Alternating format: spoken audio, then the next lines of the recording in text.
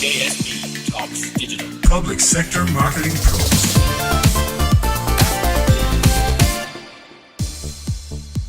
Hello and welcome to JSB Talks Digital. I'm Joanne Sweeney-Burke and this podcast is brought to you by Public Sector Marketing Pros. This podcast series is for those of you working in government, a public sector body, a publicly funded programme or in a semi-state organisation. You are most likely working in marketing, communications, digital, social media or a senior leadership role and you're passionate about digital communications. Coming up in the first episode of the Public Sector Marketing Pro series, I'm talking about the challenge of digital transformation. I interview the UK's Met Office Digital Manager, Simon Swan, who provides a remarkable insight into how they have become a digitally agile organisation with great results. I've also got JSB's live coaching column, where I share my advice on how to approach digital transformation in the public sector.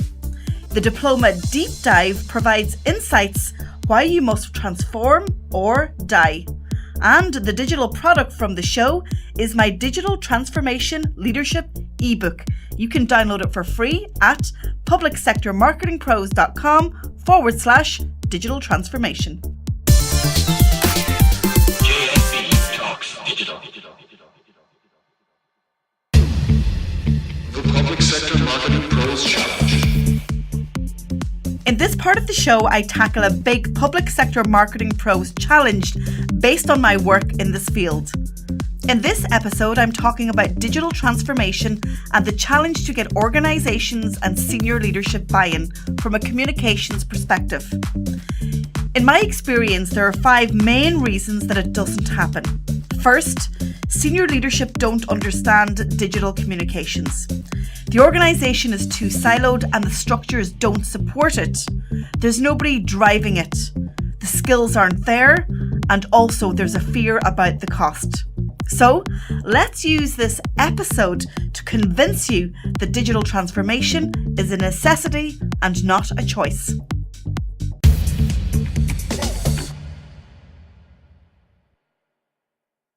Interview. In each episode in this series, I interview a public sector marketing pro that's stepping up to the challenges facing their organisation in the digital age. Today's public sector marketing pro is Simon Swan. Simon is a highly experienced digital marketing professional who has built strategies and who has led out on digital transformation in multiple organisations. He previously worked in the private sector for Carphone Warehouse and Kitbag.com. More recently working for the Met Office, he's created an advertising strategy and launched a digital strategy. Now he's working right across the organisation to upskill and educate through a digital academy. Keep listening to find out how Simon's strategy delivered a 30% growth in visit traffic through a combination of acquisition tactics focused on SEO, content, social and syndication. They also grew market share from 17 to 30%. JSB Talks Digital. Simon Swan, you are a digital marketer with the Met Office in the UK, and a very interesting and insightful case study that I came across from you guys on the whole area of digital transformation. I guess, first of all, give us your backstory and when you joined the Met Office and the level of digital activity that you saw before the transformation process began. Sure. My background before Met Office was working in the private sector for about 10 years, and then I took a move into the Met Office where there was no such digital team at all. So effectively my role was to come in under my manager to look at ways to build a digital team for the organisation, which was lined around how do we build our reach for the Met Office. And then, interestingly, we were the first government organisation to build an advertising and sponsorship strategy. So how do we monetize that reach back to the public purse? And that's very interesting. Even though you are a public sector organisation, there is a revenue objective in that. Do you think that that was the motivation to embrace and to leverage digital? I think in part it did play a role. I think also the Met Office realised that the weather sector in general was becoming a lot more of interest, mainly because of the explosion in technology, access through desktop, through mobile devices, and from very, very basic analytics, we could see in the early days that there was a big demand for weather information. And coupled with that, the Met Office is a trading fund, so it has to generate revenue as part of our position. And like we do with our business to business, our business group activities in certain industry sectors, advertising and sponsorship around digital was seen as just another complementary channel that could deliver some incremental revenue streams. Now, I've read your case study online, and you are quoted as saying that culture is the hard bit. You can spend money on finding people with the specific tactical skills, but it's the attitude that drives real innovation. What level of challenges did you come up against when it came to mindset and implementing digital transformation? Yeah, very interesting question. I think from my background working in startup, digital was the key motivation to what we were doing in terms of surviving as a brand, as a small organisation year on year. In terms of the context around with the Met Office, it's a well-established organisation, and digital, perhaps for many, many organisations, a lot of support internally, but at the same time you are having to explain and translate in understanding terms to a numbers of different departments and stakeholders the opportunities for digital. So it's seen very much from a positive point of view and not necessarily seen as a fearful change. It's more so we've positioned it around how can the wider organisation contribute to the journey we're taking down digital. And actually, as a digital marketer, it was a refreshing way to articulate digital to senior management, because when you start to talk about metrics, channels, search engine optimization to a grander scheme of people within the organization, doesn't mean anything, and quite rightly, why should it? So you're really having to retain your knowledge, but at the same time you kind of have to understand your audience internally as much as you need to know your audience externally, and to understand how to convince as well as support your argument for the need for more resource and more focus on digital. Does that answer your question? Absolutely. Okay. So weather as a topic, online and offline, is like a national pastime, certainly here in Ireland, and I'm sure it's no different in the UK. However, data around weather, as you've already mentioned, is now freely available, and the Met Office, as the owners and as the authority expert on all things weather related, is now suddenly finding itself being challenged by bloggers, other weather enthusiasts in the online space.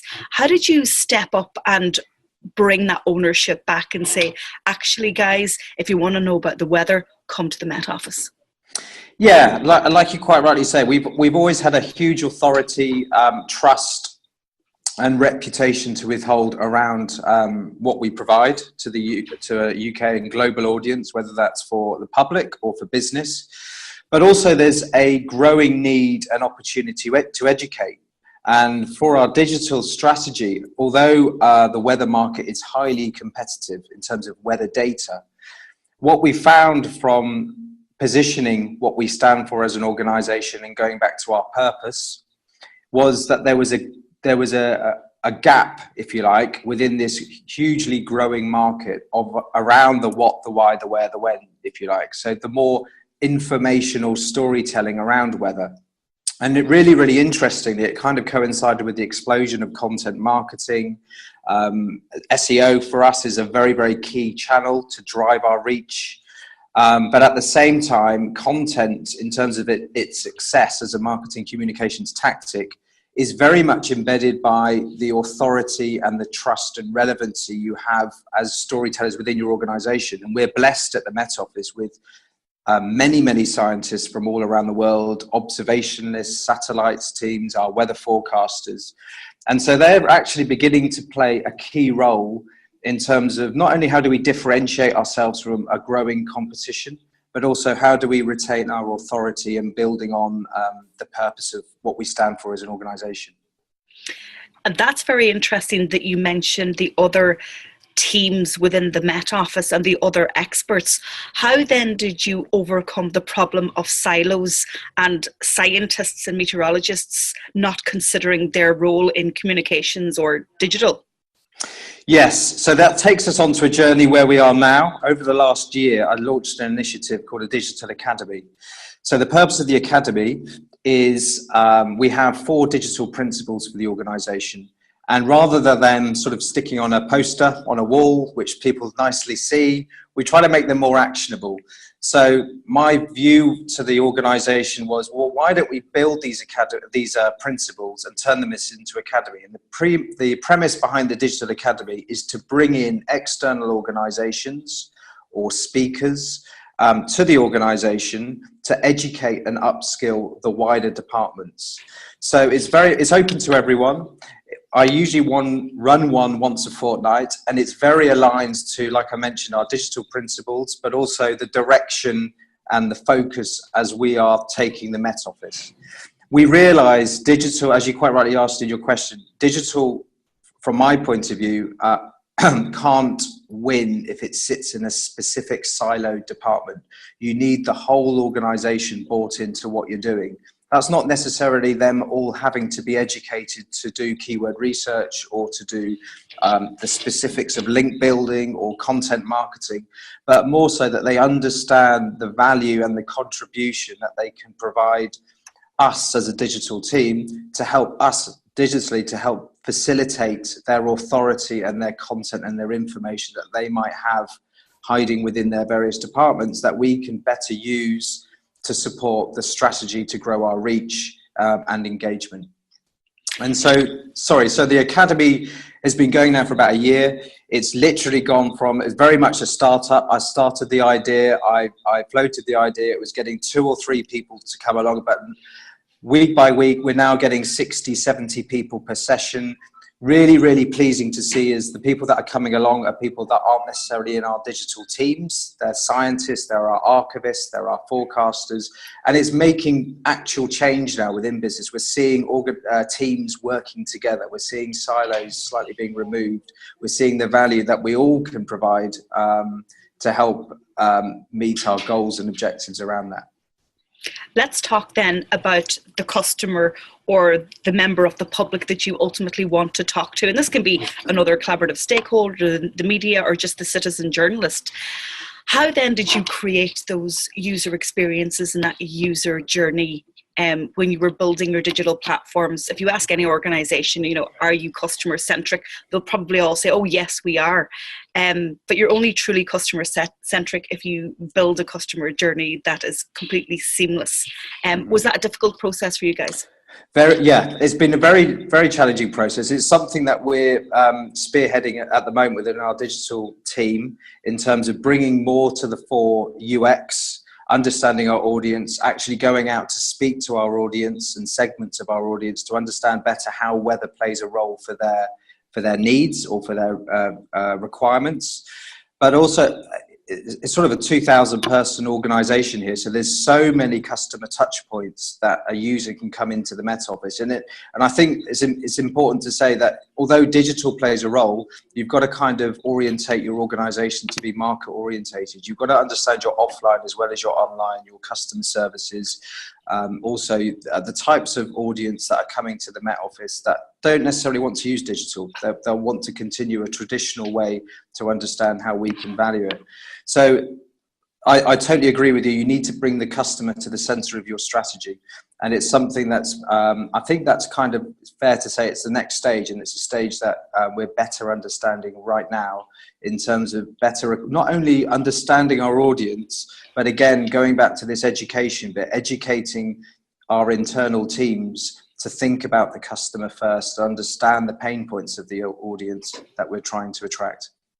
How would you describe your digital position now in terms of your digital maturity compared to 8-9 years ago when you started?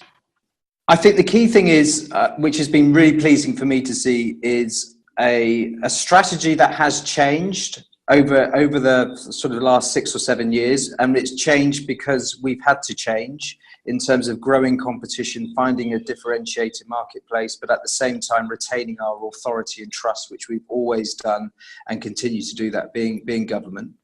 But the pleasing thing to see, I think, has been the growth in terms of the team around digital, making it a lot more important, using in the early days search engine optimization techniques or content marketing techniques, or even now UX. Although it was kind of done in a startup mode within the Met Office, it's now embedded within much wider teams. So we have a huge amount of resource now focused on our content efforts, or focused on our syndication in terms of how do we share and syndicate our content to other organizations that want to use our valuable content.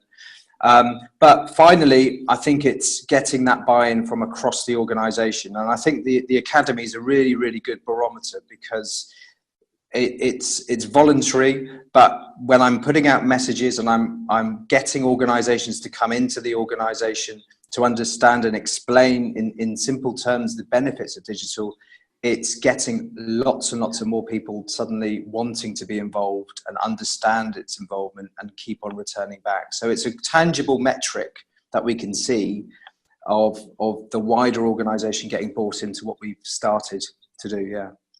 And finally, if you had some advice for digital managers who were in your position previously, trying to convince senior leaders to embrace digital for the betterment of the organisation and its growth, what tips would you give them?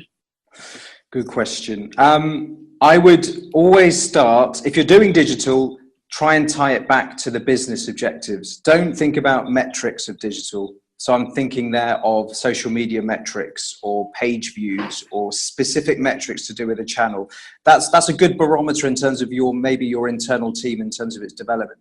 But try and tie what is the end goal of the organization? Where is it trying to get to in 1 or 2 years? Literally sit down with if you can, your CEO or senior management and understand what are their pressures, what are their pain points, and then begin to understand what is the role digital can play. Is it more facilitating? Is it more to help through thought leadership? Is it literally to drive lead generation or awareness? And then you can start to pick out the right strategies, perhaps the right tactics that would support the business goals. I think what I see a lot from my own reading is that it's very, very easy to jump straight into digital tactics, to go straight headfirst into SEO or content marketing or social media. Take some time, understand your market, understand your position, understand the needs and the wants of the senior management, what they're trying to achieve, and then start to think about how could a digital plan or strategy support the wider organization, but show tangible benefits to what it's trying to achieve. Simon Swan from the UK's Met Office, a really insightful digital transformation case study. I'm delighted that you have remained so long with the office and you're seeing their digital maturation, because I think that's really important. And so thank you so much for joining me on JSB Talks Digital. No problem. JSB's live coaching column. In JSB's live coaching column, I provide you with how I would approach the problem being tackled in each podcast. So today I answer 3 big questions around digital transformation. 1. How can I convince leadership that digital transformation is worth investing in? 2. How can I set up my team and other departments for digital transformation? And finally, 3. What are the skills required for public sector marketing pros in the digital age? Just a few short years ago, communications problems were handled through letters or phone calls if you had a bad experience with a government agency. Most of your frustration was connected to a single thread of communication. Social media has transformed all of that. Now, instead of sending communications directly to the organisation or the individual involved, you have the unprecedented ability to connect with a wider audience and ensure you're heard. A single post on your social media page can be seen by all of your fans and followers, or worse, people who are simply browsing and interested in what other people have to say. Citizens now have a more public voice, and they know it. Word of mouth via social posts have become a powerful force to create a groundswell of support on many public topics and issues far and wide. As a result, digital communications specialists must be prepared to extend their communications through social media. Simply ignoring a letter or sending back a vague response is no longer enough to put out the firestorm that could be coming, and most citizens know that they can use social media to their advantage. As a public sector marketing professional, you need to know that you're putting together the right digital communication strategies to reach and to serve your audience. Firstly, with digital transformation, you need a plan. You need to adapt your current strategies and make them robust enough for the digital age, so that you can direct things the way that you want them to go. You need to be able to collaborate and consult with people who have expertise to help you, not just internally right across your organisation, but also externally. This is all part of the digital transformation process. You're not expected to do it alone. You also must encourage everyone in your organisation to buy into your digital transformation strategy. This includes citizens and advising them how your communications will change to benefit them. Use tools effectively. Software can help you be more efficient in your organisation. It will also improve work practices and reduce human error. You probably will have to analyse the skill set of your current employees and see what training they need. Job specs are probably out of date. I mean, have you got somebody doing social listening or analysing data and insights? And finally, developing a training strategy will help all members of your organisation to use these new tools and implement your strategy more effectively. If you have a particular digital marketing or social media problem right now in your public sector or government organisation, I'm offering to help you for free. I will create a whole podcast around your challenge. You don't have to come on the show if you don't want to, and you don't have to give me specific internal details. You simply have to outline what the challenge is and what your objectives are to achieve success. Then leave the rest to JSB. If you're interested, drop me an email to info@publicsectormarketingpros.com or tweet me to @tweetsbyJSB. Diploma Deep Dive. In this part of the show, I take you behind the scenes of the Diploma in Digital Communications for Public Sector. Today's Diploma Deep Dive focuses on the key reasons digital transformation is necessary and why it's not an option. In Module 1 of the Diploma, students are learning what is digital transformation for the public sector? How has consumer behaviour changed in the digital age? What is the role of leadership in digital transformation? What are the skills required for a digital age public sector marketing pro? And finally, they are actually delving into a digital communications framework for their own public sector or government organisation. On successful completion of the module, learners are sent their CPD certificate. They are even more empowered to lead digital transformation within their organisation, and they may be punching above their pay scale and their grade, which will also help their promotion prospects. Working with decision makers, they are more equipped to convince them how digital age communications has been disrupted and why you should pivot and respond to new citizen behaviour. Finally, learners design a digital communication strategy outline for their organisation, which reflects best-in-class practice. The top takeaway from this module in the diploma is that you need to establish where your organisation is now in terms of digital communications, how to improve and how to pivot over the coming 12 months. They will get their communications team together and design their own outline plan, of course, with the help of JSB by their side. Right throughout the month, we talk about the challenges and the opportunities for their digital communications plan in the Diploma Learning Hub. If you would like to find out more about the Diploma in Digital Communications for Public Sector, go to publicsectormarketingpros.com/diploma. It's a 12-month online program, but you can also buy the modules individually. You can also start at any time of the year. Digital takeaway. The digital product from this show is my Digital Transformation Leadership ebook. You can download it for free at publicsectormarketingpros.com/digital transformation.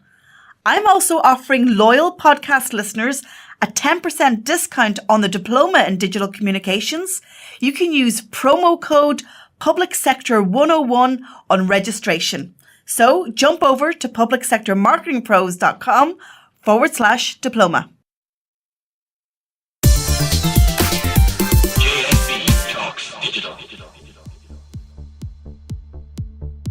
Thank you so much for tuning in to the first episode of JSB Talks Digital for Public Sector Marketing Pros. If you think you have a case study to share in your organisation, then get in touch. Drop me an email to info@publicsectormarketingpros.com. You can find this podcast on iTunes, Spotify, or Google Podcasts. Simply search for JSB Talks Digital. If you're interested in continuing the discussion with your peers, then make sure to join our Facebook group, facebook.com/groups/Public Sector Marketing Pros. You'll be asked to answer a few questions to make sure you are right for the group. You can also get your weekly JSB Talks Digital premium content for Public Sector Marketing Pros into your inbox. Each week, I provide you with public sector marketing content comprising an epic blog post, a podcast, a video, and a webinar. Never miss what you need to know from one expert and one reliable source. You can sign up for free at publicsectormarketingpros.com/subscribe. I'm Joanne Sweeney Burke. This is JSB Talks Digital. Thanks for listening, and I'll talk to you soon. JSB Talks Digital. Public Sector Marketing Pros.